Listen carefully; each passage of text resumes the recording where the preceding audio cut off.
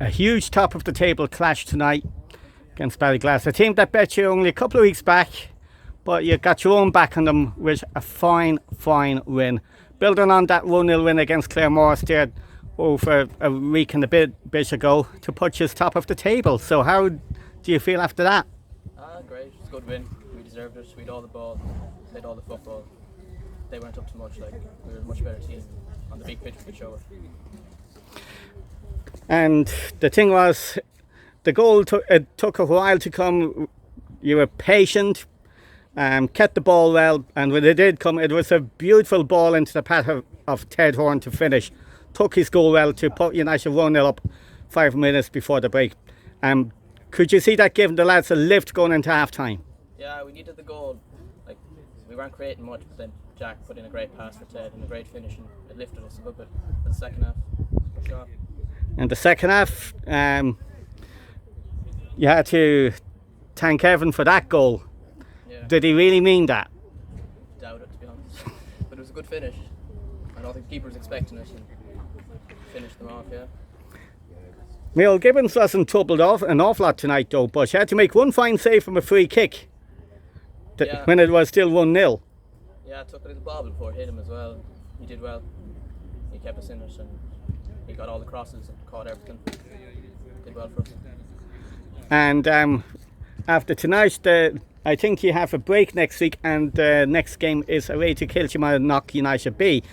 From my memory, when we played them here earlier in the season, they got a late equaliser to draw 1-1. So you'll be hoping to build on tonight and get a win up in Knock. Yeah, we've improved a lot since then. Like, we play much better football now, and we should be winning that. But we'll have to play well and get the win. Win all the games now, really. And now that you've got into such a position, now the challenge for you guys really looking forward is how to maintain that form and try to keep it going. Yeah, well, we've a big squad and loads of good players on the bench, and everyone can do a job, and should have a good go at it anyways. Okay, so of course there'll be bigger challenges ahead. Of course, Claremorris, you have to play again here, and you've got Ballinrobe, I think it's here as well, and they're going for the league, so there'll be some tough games ahead going forward, and it's a comparative division year in, year out. So enjoy tonight anyways, but the thing is to build on tonight. Yeah, it'll be a good battle for the rest of the season, but we'll try our best. Should go well. Thank you very much. Thanks. Big win for the B team against Ballyglass. Ted Horn getting on the end of a delicious pass from Noah Massey to finish in the first half, and that effort from Evan Durkin crossed it right into net to make it 2 in the second half. How do you sum up that game? I think it's a great result and a great reward for all the hard work the lads have put in to date.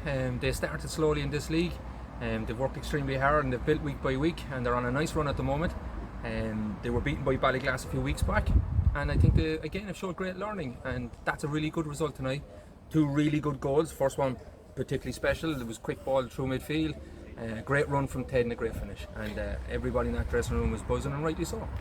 And one of the key factors I observed from the game was how patient the lads were. They never really forced the play, making hurried shots, hurried passes, kept their composure, and Ballyglass didn't really get a look in from that. No, we were very good at controlling the pace of the game. I think maybe in the first half we were a little slow in using the ball. Second half we moved a little bit quicker, but we were in control. It was good movement, good possession, good patience. For such a young team, to show that level of patience is very impressive. And that save from Mayo Gibbons from the free kick in the second half, when it was still 1-0, very special, that one. It was a good free kick. The swerve on it was ridiculous, and again, what you expect from Micheál, he's been very good for the lads all year, and another great save at an important point when we were only 1 up. And another great chance I can speak about is Brandon Scal's header that came off the bush of the post. Was a good header. He's very unlucky. Brandon put in a big shift for us today. He makes a big difference when he's there. He probably connected on it too well, and he was just unlucky. And that puts them joint top with Claremorris. Claremorris won 2-1 away to Moyfilla, and that will give the lads confidence going into the Kilchimanock B game in a couple of weeks away. And if they get a result there, I'm sure it'll give them a little bit more momentum, and they may possibly push on for the league title. Absolutely, it must be very exciting. There's 4 teams involved in it now. There's only a couple of points separating them. They've got all to play each other in the running. For young players, it must be very exciting. But the league is there for them to win, and they need to be brave enough and push on. And I'm sure that win and the win against Claremorris will give the lads that extra bit of confidence, even though that confidence was there from the time they were beaten by Murphy in the penalty shootout in the Connacht Cup. And rightly so, you know, that confidence should be there, and that's one thing that group doesn't lack, is confidence. Michael has used an awful lot of players into that squad. He's blooded an awful lot of young players. They're all getting game time, and they're all buying into it, and they're confident young players, they're good young players, and they're proving that. Thank you very much.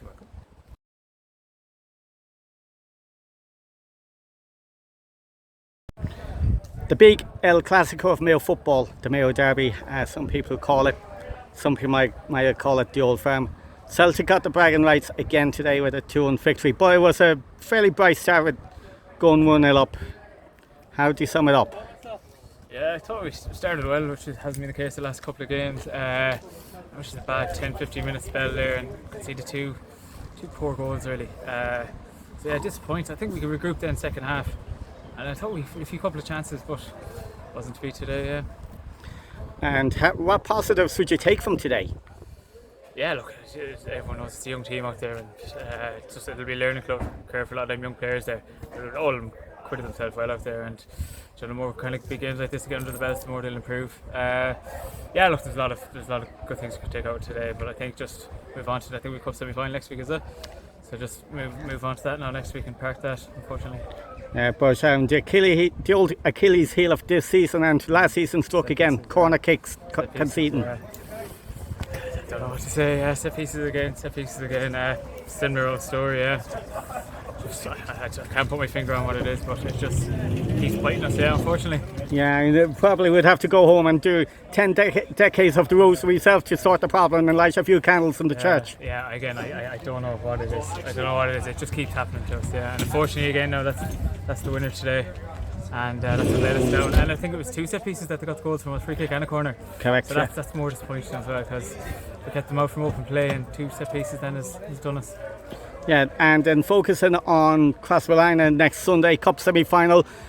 The lads have 7 days, get back to training, turn it around, go down there with a fresh attitude and go out there with hopefully and get a win. I know Castlebar were well beaten yesterday, but we have to discount that result really. Castlebar onto home territory will be a tough side to beat. Yeah, look, I think it's a perfect game for us actually coming up today. I have a big game next weekend to look forward to, so I think it's a perfect game for us to bounce back. And look, it won't be easy down there. It's never easy against Castlebar, so it'll be a battle. It'll be a battle, and hopefully we'll come out on top. So I'm sure Celtic will enjoy the celebrations. 11 out of 11 in the league.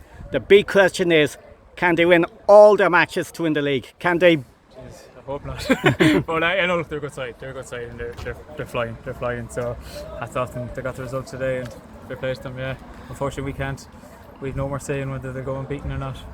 Yeah, but to be honest, that's the yardstick for them. Not winning the league unbeaten, but winning the league by winning every single game. That's their yardstick now.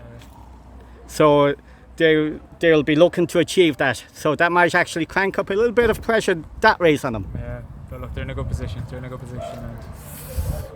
it's out of our hands now, is whether they will or not. So all the best. And at the end of the day, it is really their league to lose. It is, yeah. Look, they're in a strong position, and look, they've earned the right to be up there. There's no easy games in this league, and they're 11 out of 11. They're there because they merited it, and they've earned it. Like, you don't get any easy games here. And look, they came out on top today, and I think we did enough to get a result. But again, 2 set pieces let us down. Thank you very much. All right, once again, it's the El Clasico of Mayo football, the Mayo Derby, the Mayo Old Firm, whatever you want to describe it.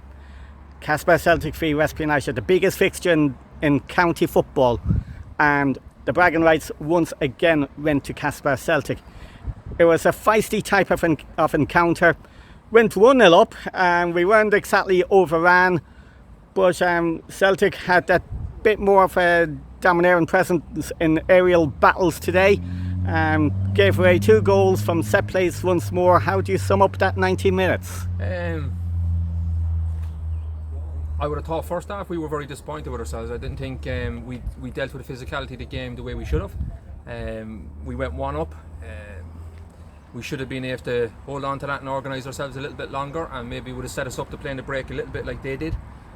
But no, we gave away a soft goal too quickly. Something that was just a ball fed forward, and we should be able to cope with that. And we didn't, and we got punished from a free kick.